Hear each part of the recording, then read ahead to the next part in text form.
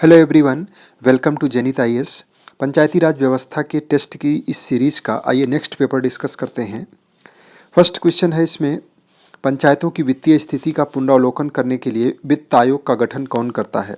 वित्त आयोग की चर्चा आर्टिकल 243 में की गई है और इसका गठन संबंधित राज्य के राज्यपाल के द्वारा किया जाता है।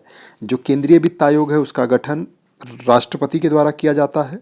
उसकी चर्चा संविधान के आर्टिकल 280 में है और उसका मुख्य कार्य होता है केंद्र और राज्य के बीच करों के बंटवारे की अनुशंसा करना।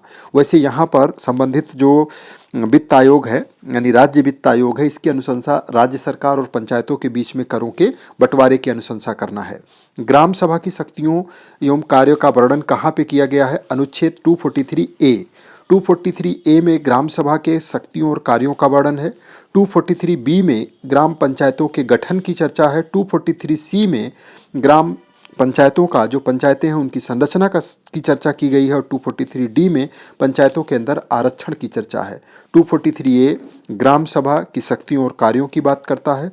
243B पंचायतों के गठन की बात करता है और 243C पंचायतों की संरचना और 243D उसमें आरक्षण के प्रावधान की बात करता है। अगला है 73वें और 74वें संविधान संशोधन अधिनियम के विषय में निम्नलिखित में से कौन सा कथन सही है? दोनों संशोधन तत्कालीन प्रधानमंत्री पीवी नरसिम्हा राव के कार्यकाल में प्रभावी हुआ 1992 में। 93 में संविधान में इसको संशोधन करके शामिल कर लिया गया। दोनों संशोधनों के लिए संविधान में भाग 9 जोड़ा गया? जी नहीं। 73वें के लिए भाग 9 जोड़ा गया, 74वें के लिए 9A। राज्य निर्वाचन आयोग का गठन किया गया आर्टिकल 243K के तहत। बिल्कुल सही है, 243K राज्य निर्वाचन आयोग की बात करता है। आपका आंसर हो जाएगा सी। नेक्स्ट क्वेश्चन है कि भारत में पंचायती राज के लिए अशोक मेहता समिति की क्या क्या अनुशंसाएं थीं? पंचायतों के विघटन के बाद 6 माह के भीतर चुनाव हो जाए, दलगत राजनीति, पंचायतों का चुनाव जो है दलगत आधार पर होना चाहिए, विकास पंचायत से अलग न्याय पंचायत का गठन होना चाहिए, सोशल ऑडिट किया जाना चाहिए। सारी की सारी रिकमेंडेशंस ये अशोक मेहता समिति के हैं, जिसका गठन 1977 में जनता पार्टी की सरकार के द्वारा किया गया था और 1978 में इस समिति ने अपना सुझाव प्रस्तुत किया था। नेक्स्ट क्वेश्चन है, संविधान के निम्नलिखित संशोधनों में से किसके अंतर्गत भारत में महिलाओं के लिए ग्राम पंचायतों में 30% का स्थान आरक्षित किया गया है? 2016 में ये पूछा गया। 73वें संविधान संशोधन अधिनियम के तहत महिलाओं के लिए ये कहा गया है आर्टिकल 243D में कि कम से कम 1/3 सीट महिलाओं के लिए आरक्षित की जाएगी। कुछ राज्य हैं जो उससे ज़्यादा भी देना चाहे दे सकते हैं, जैसे बिहार ने, हिमाचल प्रदेश ने, इन लोगों ने 50% तक महिलाओं के लिए सीट आरक्षित किया है। वहाँ लिखा है मिनिमम, यानी कम से कम इतनी सीट होनी चाहिए, एटलीस्ट इतना 1/3 होनी चाहिए। और जो SC STs हैं उनके लिए सीटों का आरक्षण जनसंख्या के आधार पर रखा गया है। अगला है 6 नंबर, मनरेगा योजना में आयोजना बनाने, संपादन करने और क्रियान्वयन की जिम्मेदारी ग्राम पंचायतों को दी गई है। ये जिम्मेदारी है ग्राम पंचायत की। आंसर हो जाएगा आपका बी।